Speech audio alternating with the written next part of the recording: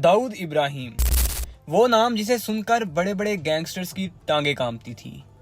कैसे मुंबई पुलिस के एक मामूली से कांस्टेबल के घर में पैदा होने वाला दाऊद भारत का सबसे बड़ा डॉन बनता है। फ्रेंड्स, आप देख रहे हैं अननोन वॉइस और आज की इस वीडियो में हम बात करेंगे the Don of India Dawood Ibrahim Kaskar के बारे में। दोस्तों, दाऊद इब्राहिम 1955 को भारत के शहर मुंबई में पैदा हुए। उनके वालिद का नाम मोहम्मद इब्राहिम कास्कर था, जो कि मुंबई पुलिस में हेड कांस्टेबल थे। वो अपनी ईमानतदारी की वजह से पूरी मुंबई पुलिस में मशहूर थे। शायद यही वजह थी कि पुलिस में होने के बावजूद घर का गुजारा बहुत मुश्किल से होता था। दाऊद ने अपनी इब्तदाई तालीम रत्नागिरी के एक स्कूल से हासिल की, लेकिन पैसे ना होने की वजह से उसका स्कूल से नाम काट दिया गया। स्कूल से नाम काटने की देर थी कि दाऊद बुरी सोहबत में पड़ गया और वो मुख्तलिफ चोरी चकारी और इस तरह के छोटे मोटे जराइम का आदी हो गया। उस वक़्त मुंबई में हाजी मस्तान और कलीम लाला, ये दो वो ऐसे नाम थे जिनके अंडर सारे मुंबई का माफिया काम करता था। दाऊद ने बहुत ही जल्द इनके नज़दीक अपनी जगह बना ली और वो इनके लिए बद्दाखोरी, स्मगलिंग और दीगर जराइम करने लगा। लेकिन दाऊद यहाँ कहाँ टिकने वाला था। उसके दिमाग में तो कुछ और ही चल रहा था, और वो ये था कि वो भारत का सबसे बड़ा डॉन बनना चाहता था।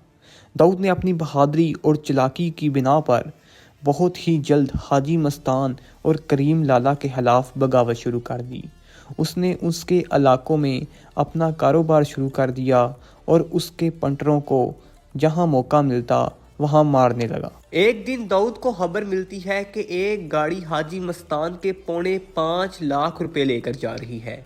जैसे ही दाऊद को ये खबर मिलती है, दाऊद फौरन अपने साथियों को इकट्ठा करके उस गाड़ी को रोक लेता है और उससे 5.25 लाख रुपए चुरा लेता है। लेकिन कहानी में ट्विस्ट तो तब आता है जब दाऊद को ये खबर मिलती है कि ये 5.25 लाख रुपए हाजी मस्तान के नहीं बल्कि साथ में ही एक मेट्रोपॉलिटन बैंक के हैं।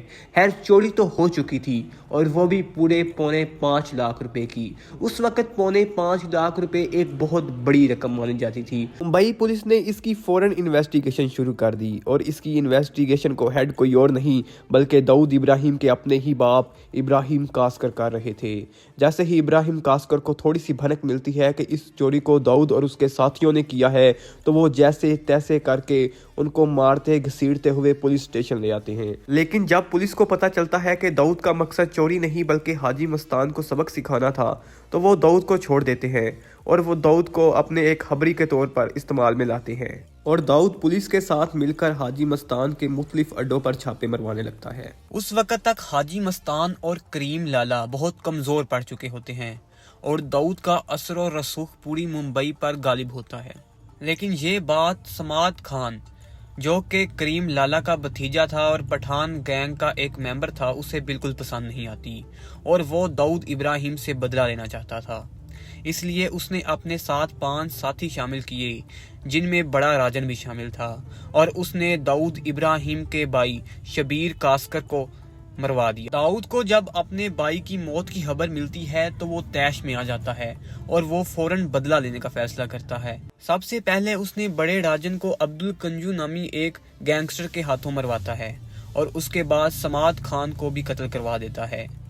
बड़े राजन के पास उसका एक पंटर छोटा राजन भी काम कर रहा होता है। ये वही छोटा राजन है जो कि बाद में दाऊद इब्राहिम का सबसे करीबी साथी बनने वाला है। जब उसे पता चलता है कि उसके उस्ताद को अब्दुल कुंजू नामी एक शख्स ने मारा है, तो वो उससे बदला लेने का फैसला करता है।